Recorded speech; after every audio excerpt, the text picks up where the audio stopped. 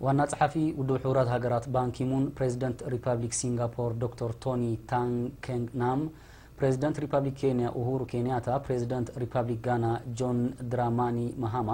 ፕሬዝዳንት ፓኪስታን ማእሙን ሁሴን ፕሬዝዳንት ቶጎ ፋውሬ ኦሳዚምና ግናሲምበን ንጉስ ኔዘርላንድስ ዊሊያም አሌክሳንደርን በመግናት መበል 23 ዓመት በዓል ናጽነት ናብ ህዝብን መንግስትን ኤርትራ እና ዮሐና መልእክት ሰዲዶም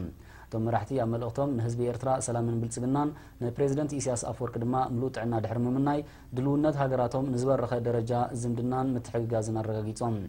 ዋና ጸሐፊ ውድብ ሕቡራት ሀገራት ባንኪሙን ኣብ መልእክቱ ሀገራት በኸምዛ ዓይነት ንታሪኽ አመጻጽአንን ባህለንን ብዘንጸባርቕ ልዑል ማዕርግ ሀገራዊ በዓላትን ክጽምብላን ከለዋ ንዓለምና ብልጽግቲ ከም ዝገብራ ብምሕባር ኤርትራ ኣብ ሾቶታት ሚሊዮኒየም ኣመዝጊባቶን ዘላ ዓወትን ኣብ ምስፋን ዞባዊ ሰላምን ጸጥታን ትጻወቶ ዘላ ተራን ብምዕቃብ ንዝበለጸ ውጽኢት ከም እትሰርሕ ዘለዎ ጽኑዕነት ገሊጹ ፕሬዝዳንት ኬንያ ኡሁሩ ኬንያታን ፕሬዝዳንት ጋና ጆን ድራማኒ ማሃማን በብወገኖም ድማ ዝምድና ሀገራቶም ምስ ኤርትራ ንምምዕባል ኣበርቲዖም ክሰርሑ ምዃኖም ኣረጋጊጾም